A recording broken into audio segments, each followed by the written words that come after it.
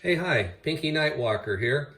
Just want to show you a revolver. You see it on the desk. This is a Smith Wesson Model 29 Classic, 44 Magnum, 44 Special Chambering. It was made back in the 1980s. Let me show you that the firearm is empty. In this end here, you'll see a cleaning rod. We'll just pull that back a little ways and we'll open the cylinder. We'll show you that the cleaning rod goes all the way back to the frame. It's aluminum, so I'm not going to scratch anything. Let's take it out of here, put it on the desk, and the cylinder is empty. You can see that the chambers, those are the chambers, the big holes that are in it. They're all empty, and there's 6 of them. This is a 6-shot capacity revolver. Let me close this, nice and easy. This is a steel frame revolver. It's blued, has a beautiful mirrored finish almost on it. It came with the orange inserted front sight from the factory. And let's see if I can get that a little more clear. There you go. I'll take my hand out of it, out of the view. And back here, it has the fully adjustable rear target sight. This is a sight that's adjustable for both windage and elevation, and it works really well. If you remove the complete assembly, there's holes drilled and tapped underneath here, and those are for installing a scope base, or today if you want to put an optic on it of some sort.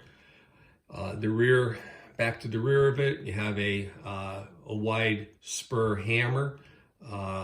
This is a target style hammer. Let's pull this back a little bit and show you something about this gun here. It has the old style firing pin that's retained by a roll pin right here. And it's also, you can see that it has, this is a separate piece from this. This is a case hardened hammer. One of the things you got to be very careful with this is absolutely do not dry fire this without having a dummy cap type of a round in the chamber.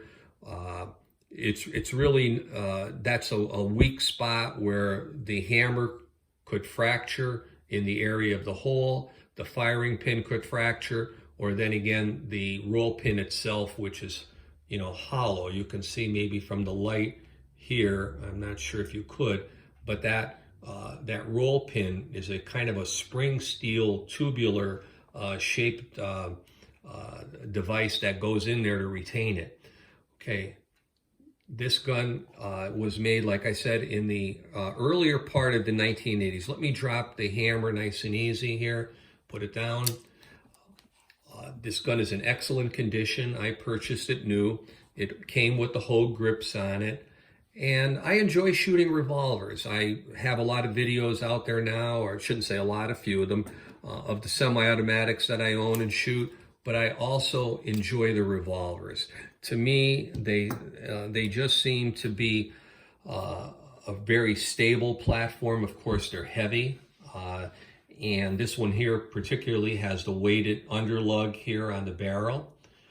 And it has it has a limited capacity. Revolvers such as this, or maybe even the Ruger, you can go between 5, 6, 7. When you get into the 8 and 10, those are, mostly reserved for 22 long rifle or other cartridges. This is a 44 Magnum, so the cylinder on this thing here is big enough for me. Is there something out there bigger? Probably. I'm just not into that end of things. And the reason I say that I think I'm a little bit more accurate with this gun is you have to think about it. You do have limited capacity. It's not like some of the semi-automatics today where you have, anywhere from 15, 17 or more rounds in a magazine. And that's fine. I have them. I shoot them. I enjoy them. But this here for me is just the most pleasurable. Nothing like going out in the range with some ammunition that I've loaded myself. I do hand load, so I'm able to tailor the loads to what I'm doing, and I'm not worried about jam ups from underpowered loads. I'm not worried about case life in the extreme sense that You know, if the case in a semi-automatic ruptures, maybe if you reload it too many times, or have say a bad cartridge, you could have some serious problems and catastrophic failure. Now with this, if this is loaded properly and you do have the right ammunition in here, it's loaded within the recommended pressures of both the manufacturer of the firearm and the standard of the industry for ammunition, you should be okay. But as always, you know, you have to be careful and you have to think about what you're doing. At the range, this is a gun that, you know, is fairly easy to handle. It's pretty heavy. It has the underlug here, which kind of stabilizes the barrel where it's not kind of whipping around like some of the other ones that are, to me, they're a little bit too light. This is not what I would select to carry. I think, you know, for its weight, it's probably double what I would carry for protection. But for me, it's a great range gun. I think that this is something that people today are overlooking when they're out there buying it. You know, you can buy a nice revolver and you can get it in a variety of calibers. You can go all the way down to 22 long rifle, and you can get into the super Magnum calibers like 454 Casull and 460 and on and on. Of course, you know, you have to consider that and what they could be used for, and could you handle it. I'm about 5'10", as I've said in other videos, about 185 pounds, have normal hand strength, and I enjoy this. This is a great gun. Let me just show it to you again. I like to take this out of here. And as you can see, there's a couple fingerprints on it, which I'm going to take off as soon as we're done with this video and wipe it down. Okay?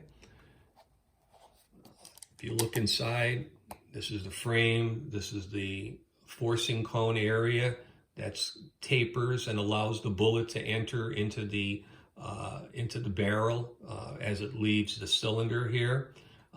And one of the things I want to point out is that the cylinder on this gun, the timing on it is great. The cylinder chambers are all came from the factory, aligned properly. Some of the earlier guns, maybe from the, I don't know, 80s on down, there was questionable things about the quality, but this particular one is great. I have newer ones than this, and they're of course manufactured on the later CNC computerized machining type things, and of course the accuracy with them has even, I think, gotten much better. The quality has much better, and you know, it's eliminated some of those old quirks that you might have seen on revolvers or heard about. Well, anyway, Pinky just wants you to think about revolvers sometime, regardless of brand or caliber. Get out there and try shooting one. It's a lot of fun. To me, it's relaxing. It can be rewarding if you're a hunter. And I'll tell you what, as a bedside type gun, nightstand, whatever you want to type gun you want to call that, you know, given the proper safety techniques to make sure your trigger or the gun is put in a secured location, you know, it can be an excellent gun for that purpose as well. Well, Pinky says, take a look at revolvers and have a good day and be safe. Over and out.